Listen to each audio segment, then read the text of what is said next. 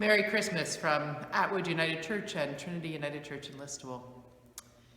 Our original intention was that there would not be any sort of worship service or message for December 26th. But when we made that plan, life felt very different than it does right now. We've had a lot of change in the last couple of weeks, and the situation with the pandemic has really impacted every one of us in terms of our lives and our worries and our concerns. And so I just wanted to pop onto your computers this morning, whenever you're watching this, to offer a Christmas message. Because as I've been thinking about the Christmas story this year, I've been thinking again about what it has to say to us in this moment as we live through our second pandemic Christmas. And three things stand out for me in that.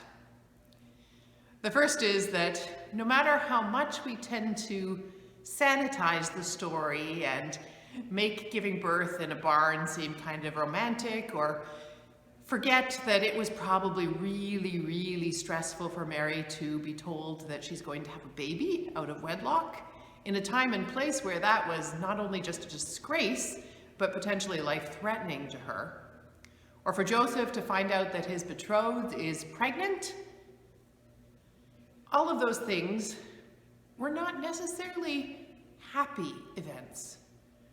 Nor would I have wanted to walk 150 kilometers while 9 months pregnant from Nazareth to Bethlehem because the emperor has ordered a census. And so it helps for me to remember that the Christmas story is about things not going according to plan. Because I'm sure if Mary and Joseph had a plan for their life, for their wedding, for the birth of their first child, what actually happened wasn't it. This is not the way they would have wanted things to be. And for me, that's good news, because it reminds me that God comes amongst us. God's presence is felt with us, even when things don't go the way we want them to. Even when everything seems completely and utterly messed up, that's precisely when we might see God in unlikely places and unlikely people. And for me, that's good news this Christmas as plans are canceled or changed or become more tentative. To know that even if this isn't the Christmas we want, even if this isn't the Christmas we planned, God can still be found amongst us this Christmas, as long as we have eyes to see. The second thing that stands out for me in our Christmas story is that angels always say, "Fear not." And I don't know about you, but I'm feeling a little fearful again. After a lot of months of living with some level of constant weariness and anxiety and extra care about everything we do, many of us were starting to just barely feel like, okay, we can relax a little bit. We're vaccinated, let's gradually, slowly, carefully get back to normal. And then there's Omicron. And we don't really know what that will mean. We're beginning to see that it's definitely more transmissible. How serious is it? What will happen for people who are vaccinated? How fast can we get people booster shots, and how much of a difference will that make? We don't know the answers to any of those questions. And that creates uncertainty. And uncertainty for many of us is anxiety producing. It's quite a normal human reaction, right? It's like, danger, danger, be careful.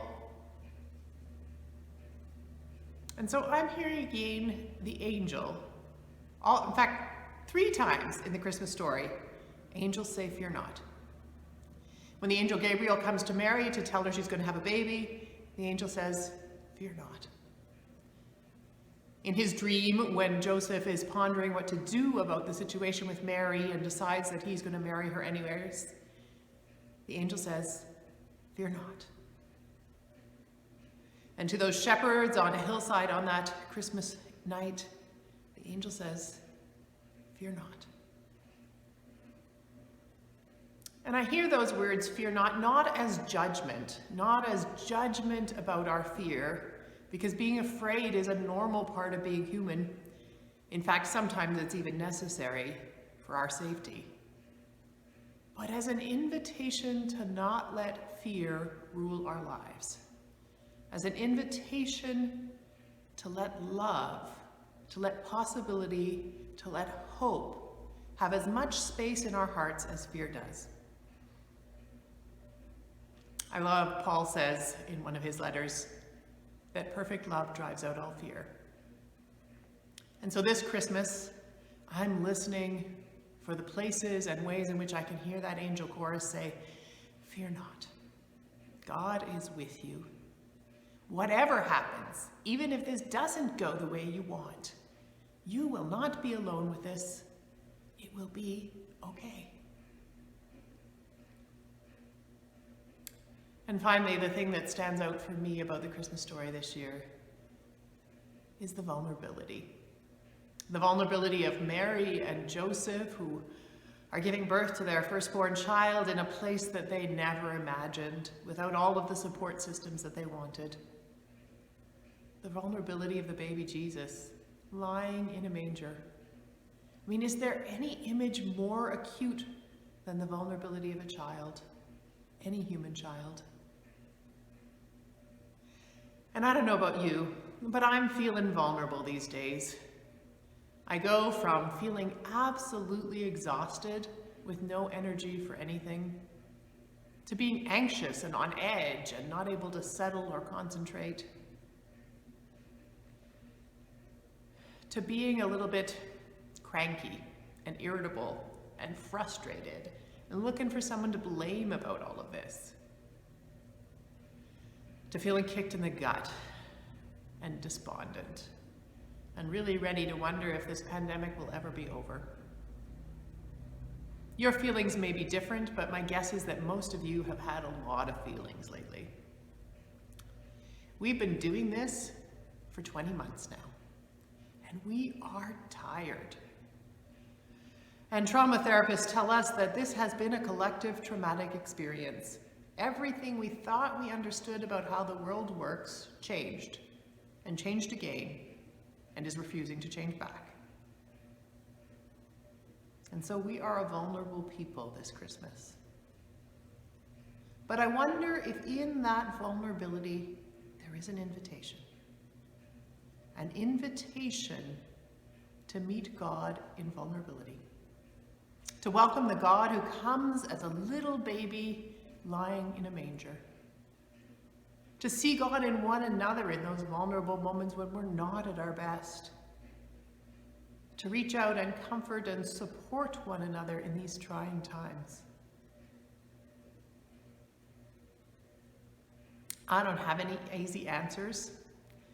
Like all of you, I long for a Christmas to be what we want it to be, both with our families and our friends, and as a church community to sing Silent Night lit by candles.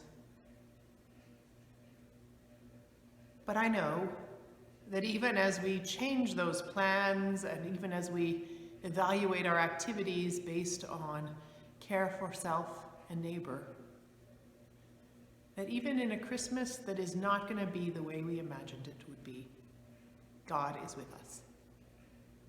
So friends, Merry Christmas anyway. May God bless.